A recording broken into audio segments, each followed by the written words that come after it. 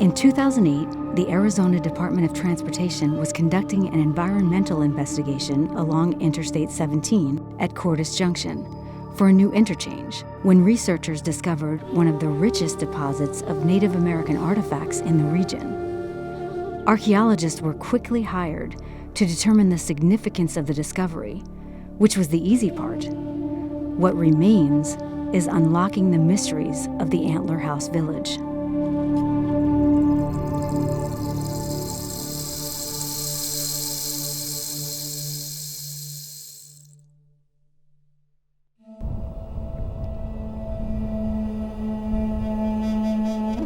It's a very large village site. We found up to about 60 structures, and there were several people living here for at least a 200-year-long period. And we believe that they are affiliated with the Hohokam culture, which typically inhabits the Phoenix Basin as well as the Tucson Basin. So this is kind of the northern periphery of their culture area. And so we're here to try and figure out why these folks came up here, why they were living here, and what they were doing here at Antler House Village. We named the site Antler House Village because early on, one of the houses that we found during our initial trenching contained a burnt antler, and we actually found at least 2 or 3 other structures that contain antler within them. Antler itself has many different uses. It can be used in flint knapping, which is the term archaeologists use to describe the stone tool manufacturing. So the antlers would have been used as a fine tool to do the pressure flaking around the sides of, say, like when you're producing a spear point or a projectile point of sorts.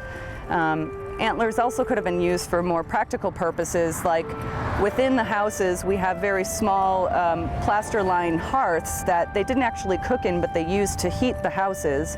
And so they could have used the antler to bring in heated rocks or coals from an external fire and bring those into the house. And what we have over here is one of the many houses that we have opened up. And we excavate all of the houses manually so that we can get a feel for the soil and the internal stratigraphy within the houses and all the different artifacts and everything that are coming out.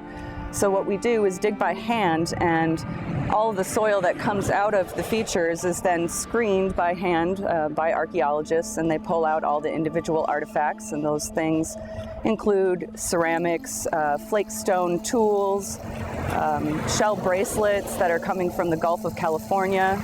We found some semi-precious stones, including turquoise. We're not sure where that's coming from yet, but hopefully we'll find out in our analyses, as well as obsidian, which comes from the Flagstaff area. We also have several ground stone implements which they would use to process their foodstuffs, like corn, as well as pinon nuts and mesquite beans, and those consist of manos and matates, which are large grinding stones that they would put the foodstuffs in and process them into flour.